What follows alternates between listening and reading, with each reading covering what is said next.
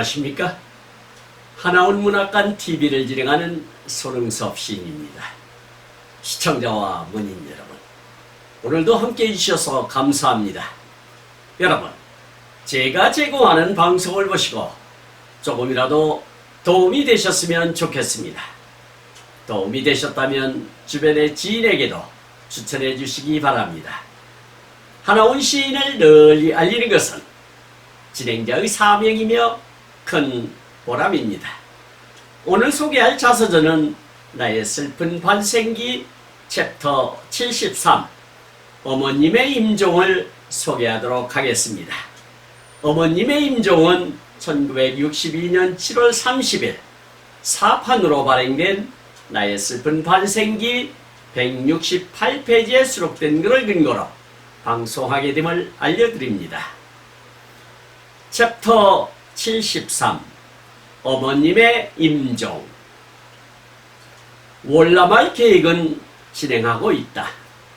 그 중에도 남한에서 통화하는 조선은행권 100원짜리를 보는 대로 교환하면서 꿈을 키워본다. 어머님의 병세는 점점 약석의 효과도 없이 악화되어 우리들을 절망케 한다.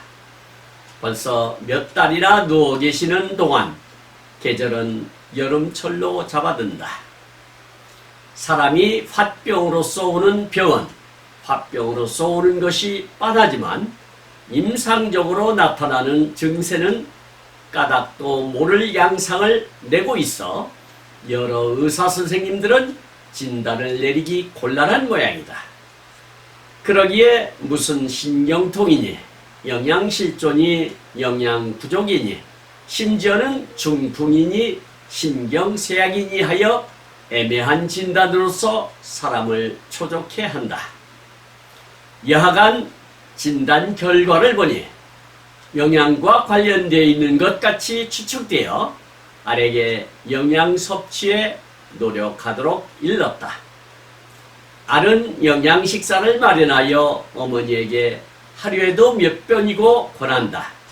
이 밖에 비타민이니 호르몬이니 하는 주사를 놓았으나 효과는 없이 어머니는 나날이 꼬치꼬치 마르시고 뼈만 남아 나중에는 의식마저 잃고 계신다. 슬프고 막막한 일이다. 이 세상에서 한 분밖에 없는 어머니의 최후가 전망하고 비통한 나머지에 화병으로서 저 세상에 돌아가시게 되니 이 얼마나 원통한 일이겠는가. 어머니의 병은 이제는 회복할 길이 없다. 죽음만 기다리면서 의식마저 잃어버렸다. 우수에 묻혔던 어느 아침이다. 어머니는 매우 기분이 좋으신 모양이다. 잃었던 의식도 초롱초롱 살아서 이러니 저러니 말씀을 하신다. 죽음에 묻힌 날이 언제 있었던가 하는 듯이. 어머니는 이제는 내 병이 나았다. 이제는 너희들이 걱정할 것이 없다.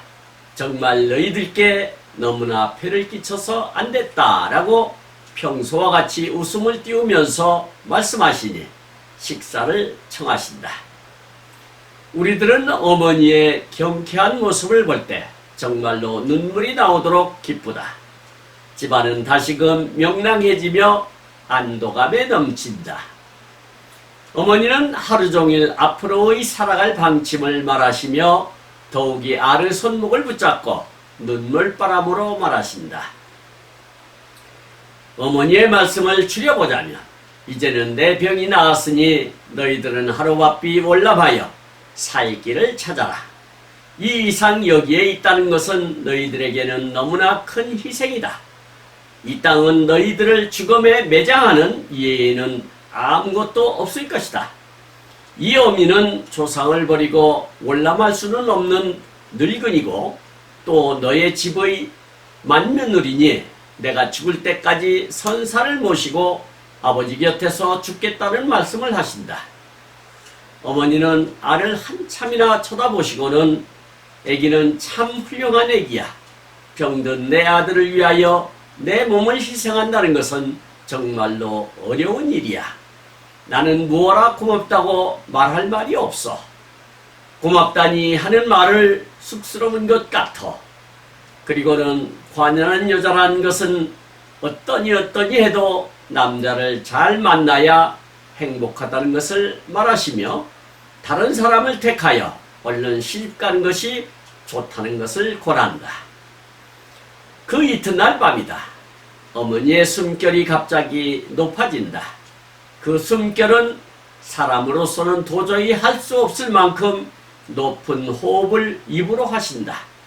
그 바람에 구개가 요란하게 울려서 듣는 사람으로 하여금 가슴이 저린다.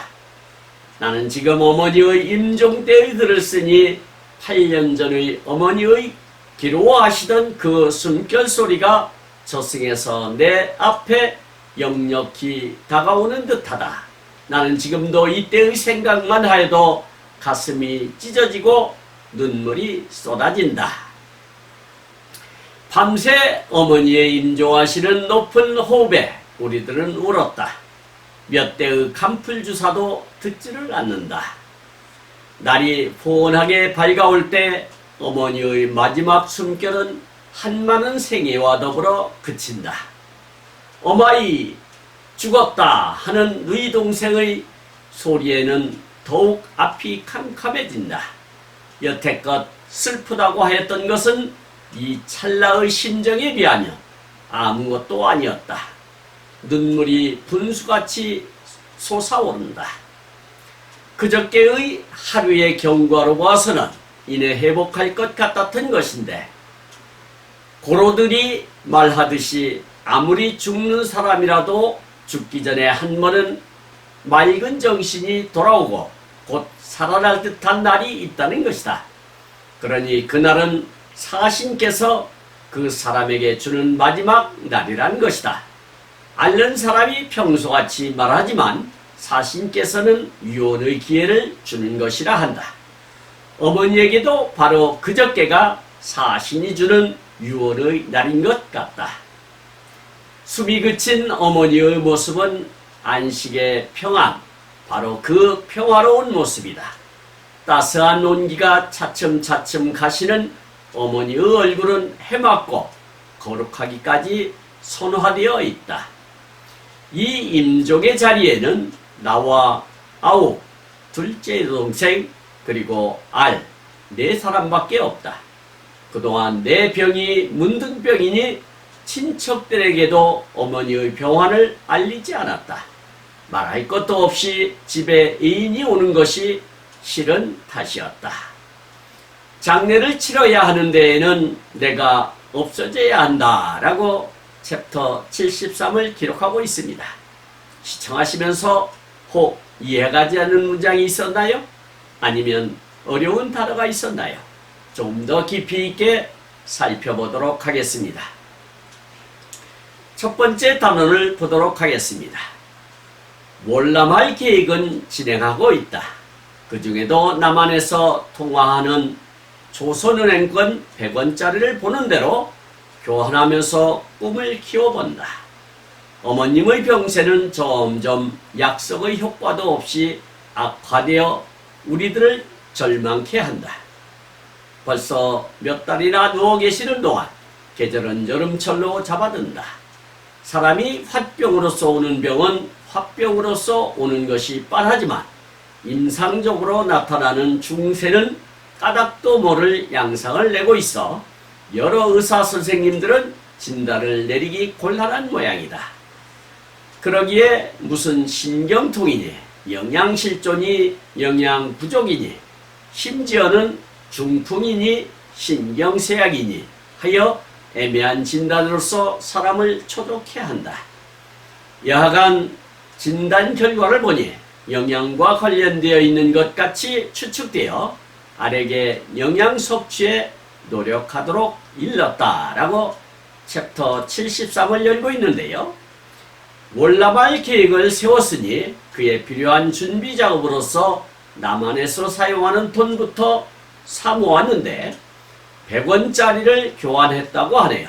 어머님을 의사에게 보여드리고 도대체 무슨 병이며 어떻게 하면 좋겠느냐고 물어보았으나 화병은 겉으로 특별히 나타나는 증상이 없기에 의사들도 여러 가지로 진단을 늘어놓는데 신경통, 영양실조, 영양 부족이니 하다가 심지어는 중풍이니 신경쇠약이라고까지 애매한 진단으로 가족을 초조케 했다고 하네요. 그래서 하우는 아내에게 당부하여 영양 섭취를 돕도록 했나 봅니다. 여기서 통화라고 하는 것은 유통수단이나 지불수단으로서 기능하는 화폐를 뜻한다 하겠습니다. 그리고 교환이라고 하는 것은 서로 주고받음을 뜻하는 말이 되겠고요. 약석이라고 하는 것은 남의 잘못을 지적하고 주를 주어서 그것을 고치는 데에 도움이 되는 말을 뜻하나 여기서는 소위 약발도 안 받는다는 뜻으로 받아들이면 좋을 것 같습니다. 그리고 임상적이라고 하는 것은 실제로 환자를 접하여 병을 치료하거나 연구하는 것을 뜻하는 말이 되겠고요. 증세라고 하는 것은 병을 앓을 때의 형세나 병의 조짐이 드러나는 여러 가지 모양을 뜻한다 하겠습니다. 양상이라고 하는 것은 변절하는 가운데 어떤 시점에서 드러나는 일의 모양이나 상태를 뜻하는 말이 되겠고요. 곤란이라고 하는 것은 곤란의 비표준으로서 사정이 몹시 딱하고 어려움을 뜻한다 하겠습니다. 중풍이라고 하는 것은 뇌졸중이라고 하는데 뇌의 어떤 부분에 혈액 공급량이 줄어들거나 뇌 뇌출혈이 일어나 생기는 병을 뜻한다 하겠고요. 초조라고 하는 것은 애가 타서 조마조마함을 뜻하는 말이 되겠습니다. 그리고 추측이라고 하는 것은 무엇을 미루어 생각함을 뜻하는 말이 되겠습니다. 다음 단어를 보도록 하겠습니다. 알은 영양식사를 마련하여 어머니에게 하루에도 몇 번이고 권한다.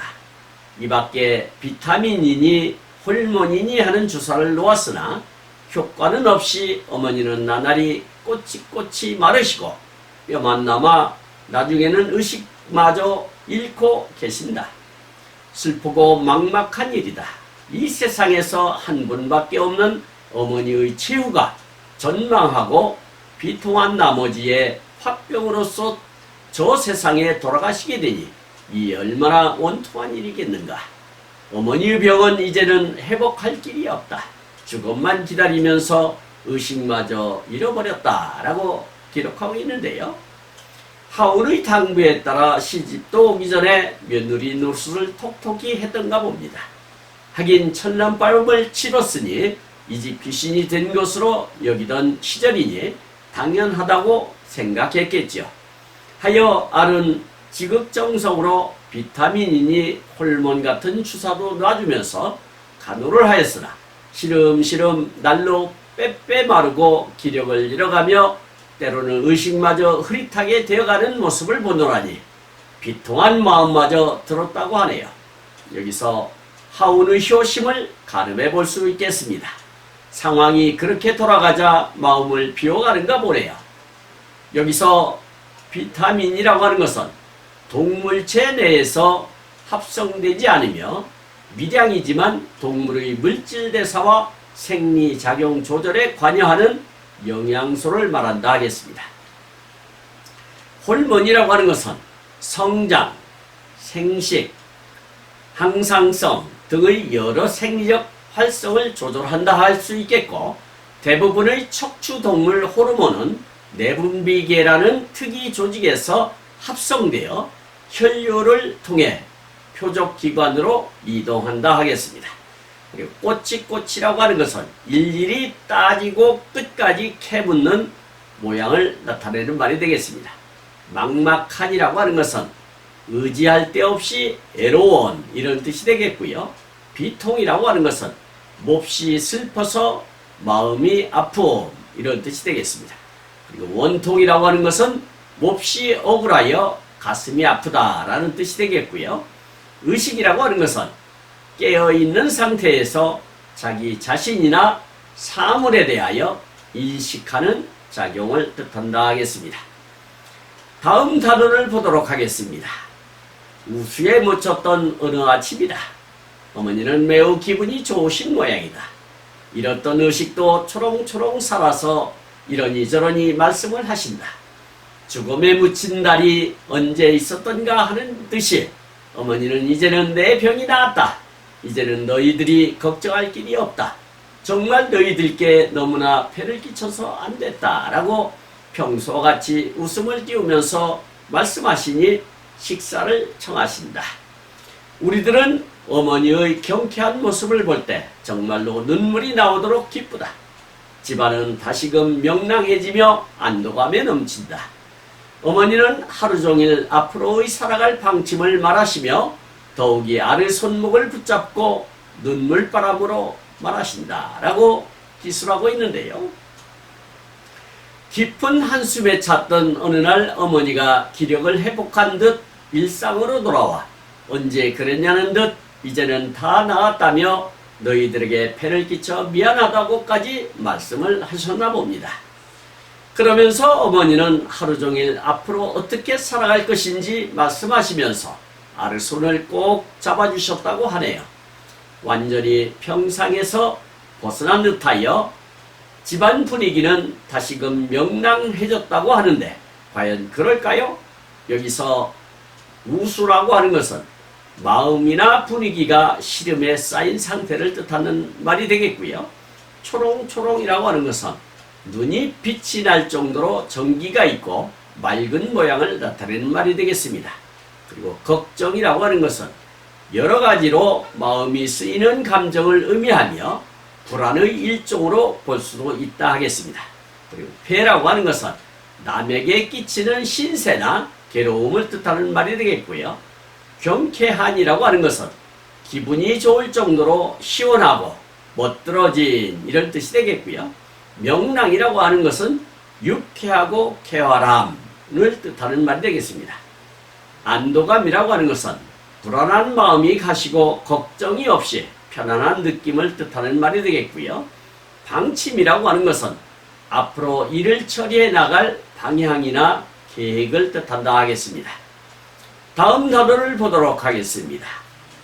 어머니의 말씀을 추려보자면 이제는 내 병이 나았으니 너희들은 하루바삐 월남하여 살 길을 찾아라. 이 이상 여기에 있다는 것은 너희들에게는 너무나 큰 희생이다. 이 땅은 너희들을 죽음에 매장하는 이외에는 아무것도 없을 것이다. 이 어미는 조상을 버리고 월남할 수는 없는 늙은이고 또 너의 집의 만면누리니 내가 죽을 때까지 선사를 모시고 아버지 곁에서 죽겠다는 말씀을 하신다. 어머니는 알을 한참이나 쳐다보시고는 애기는 참 훌륭한 애기야. 병든 내 아들을 위하여 내 몸을 희생한다는 것은 정말로 어려운 일이야. 나는 무어라 고맙다고 말할 말이 없어. 고맙다니 하는 말을 쑥스러운 것 같아. 그리고는 관연한 여자라는 것은 어떠니 해도 남자를 잘 만나야 행복하다는 것을 말하시며 다른 사람을 택하여 얼른 시집가는 것이 좋다는 것을 권한다 라고 수리하고 있는데요. 이 대목을 보면 하운의 어머니의 품성이며 그릇의 됨됨이를 가늠할 수 있을 것 같습니다. 대개의 어머니는 그래도 가족과 함께 하는 것이 좋지 않겠느냐며 월남을 권유하지 않았을 텐데 너희들의 인생을 위하여 자유세계로 떠날 것을 권유하였으며 알에게도 참된 어머니의 마음으로 우리 하오는 문둥이로서 사람 무시를 제대로 못할 것이니 참한 신랑을 만날 것을 권유하고 있으니 얼마나 올바른 심성을 가진 어머니가 아니겠습니까? 그러한 어머니에게 가정교육을 받았으니 하온의 인품은 검증 하나마나 아닐까요? 여기서 희생이라고 하는 것은 다른 사람이나 어떤 목적을 위해 자신이나 가진 것 등을 바치거나 포기함을 뜻하는 말이 되겠습니다. 그리고 매장이라고 하는 것은 시체나 뼈를 땅에 무덤을 이르는 말이 되겠고요. 선산이라고 하는 것은 조상의 무덤이 있는 산을 뜻한다 하겠습니다. 쑥스러운이라는 것은 수줍어하는 모습을 뜻한다 하겠고요. 관연한이라는 것은 나이가 혼인할 시기를 지난 상태에 있는 그런 뜻이 되겠습니다. 그리고 얼른이라고 하는 것은 시간을 오래 끌지 않고 곧바로 라는 뜻이 되겠습니다. 다음 단어를 보도록 하겠습니다. 그 이튿날 밤이다. 어머니의 숨결이 갑자기 높아진다. 그 숨결은 사람으로서는 도저히 할 수 없을 만큼 높은 호흡을 입으로 하신다. 그 바람에 구개가 요란하게 울려서 듣는 사람으로 하여금 가슴이 저린다. 나는 지금 어머니의 임종 때의 글을 쓰니 8년 전에 어머니의 기로하시던 그 숨결소리가 저승에서 내 앞에 역력히 다가오는 듯하다. 나는 지금도 이때의 생각만 하여도 가슴이 찢어지고 눈물이 쏟아진다. 밤새 어머니의 임종하시는 높은 호흡에 우리들은 울었다. 몇 대의 간풀 주사도 듣지를 않는다. 날이 훤하게 밝아올 때 어머니의 마지막 숨결은 한많은 생애와 더불어 그친다. 어마이 죽었다 하는 누이 동생의 소리에는 더욱 앞이 캄캄해진다. 여태껏 슬프다고 하였던 것은 이 찰나의 심정에 비하면 아무것도 아니었다. 눈물이 분수같이 솟아오른다 라고 기록하고 있는데요. 이 자서전을 쓴 것이 37세 되던 해였고 그 8년 전이라니 하운이 29세가 되던 해에 어머니와 사별을 한 셈이죠. 어머니가 병상을 털고 기력을 회복한 이틀 만에 어머니는 숨을 거둔 것이죠. 임종을 지켜본 하운으로서는 다시 되새기기 싫은 심정이었겠지만 회상하니 오만 감정이 복받쳤을 것입니다. 한 집안의 장남으로 태어나 온갖 사랑과 보살핌을 받고 자랐지만 제대로 자식 노릇을 못했으니 그 해안이 얼마나 컸을까요? 참 안타까운 상황입니다. 어머니가 이렇게 돌아가시게 된 것 또한 자신으로부터 기인한다는 자책감 또한 컸을 것으로 보입니다. 여기서 숨결이라고 하는 것은 숨을 쉬는 속도나 높낮이 따위의 상태를 뜻하는 말이 되겠고요. 구개라고 하는 것은 입안의 천정을 이루고 있는 부분을 의학에서 이르는 말이 되겠습니다. 그리고 임종이라고 하는 것은 목숨이 끊어져 죽음의 이름을 뜻하는 말이 되겠고요. 캄풀이라고 하는 것은 기력 회복을 위한 수액 주사를 뜻한다 하겠습니다. 그리고 생애라고 하는 것은 살아가는 평생 동안을 이르는 말이 되겠고요. 어마이라고 하는 것은 어머니의 함경도 방언이라 할 수 있겠습니다.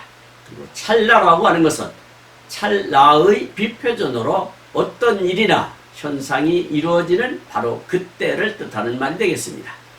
분수라고 하는 것은 좁은 구멍을 통해 물을 뿜어내도록 만든 설비를 뜻한다 하겠습니다. 마지막 단원을 보도록 하겠습니다.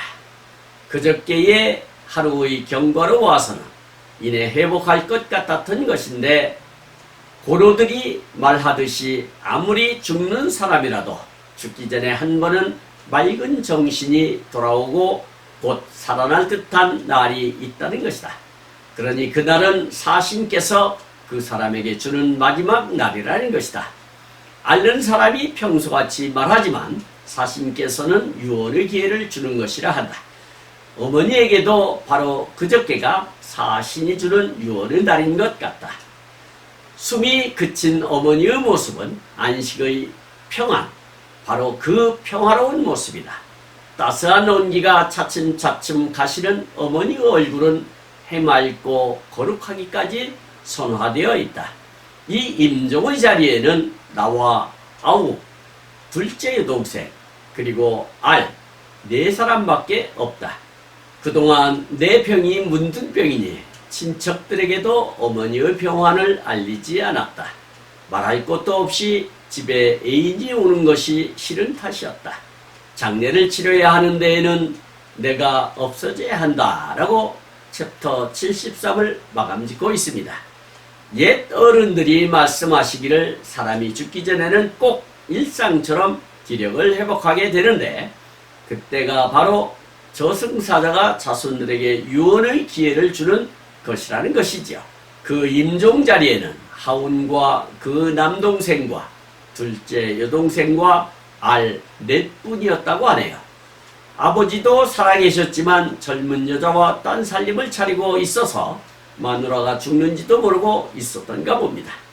어머니에게는 참 못된 아버지였던가 봅니다. 그래도 눈을 감은 표정에 해맑았다고 하는 것으로 보아 예비 며느리 품에서 눈을 감았기 때문에 아닐까 싶네요. 하운의 앞날을 맡아줄 며느리가 있었기에 그런 표정으로 떠나지 않았을까요? 여기서 고로라고 하는 것은 경험이 많고 옛일을 잘 아는 노인을 뜻한다 하겠습니다. 그리고 사신이라고 하는 것은 죽음을 주재하는 귀신을 뜻하는데 흔히 우리는 저승사자라 하죠. 유언이라고 하는 것은 죽음에 이르러 부탁하여 말을 남김을 뜻하는 말이 되겠고요. 선화라고 하는 것은 신선으로 변화하였다는 뜻으로 노인이 병 없이 곱게 늙어 죽음을 이르는 말이 되겠습니다. 병환이라고 하는 것은 병을 높여 이르는 말이 되겠고요. 애인이라고 하는 것은 집안이나 단체 등의 동아리 밖에 있는 사람을 뜻하는 말이 되겠습니다. 그리고 장례라고 하는 것은 죽은 사람의 장사를 지내는 일을 뜻한다 하겠습니다. 지금까지 함께 하신 시청자와 문인 여러분 감사합니다. 제가 하나온 문학관 TV를 방송하는 이유는 고난과 역경을 딛고 문학의 꽃을 피우신 하나온 시인을 널리 알리기 위해서입니다. 여러분의 주변이나 하나온 시인에 관심 있으신 분께서는 인터넷 포털 다음의 카페에서 하나온 문학관을 검색하여 가입하시면 고 하나온 시인에 대한 다양한 자료를 접할 수 있으며 많은 시인과 문학활동을 함께 할 수 있습니다. 그리고 유튜브에서 하나온 문학관 TV를 검색하시면 하나온 시인의 진면목을 발견하실 수 있습니다. 다음 제266화는 하나온 시인의 자서전 나의 슬픈 반생기 챕터 74 묘지에 엎드려 어머님의 명복을 빌다를 소개하도록 하겠습니다. 그리고 광고 말씀드리겠습니다. 하나온 문학관에서는 화면의 사진과 같이 문인의 등용문인 파랑새라는 문학지를 발간하고 있습니다. 화면의 안내와 같이 금년 12월 20일 출간 예정인 파랑새 제10집에도 적극적인 참여 부탁드립니다. 보다 더 알찬 내용으로 찾아뵙겠습니다. 감사합니다. 진행의 손흥섭이었습니다.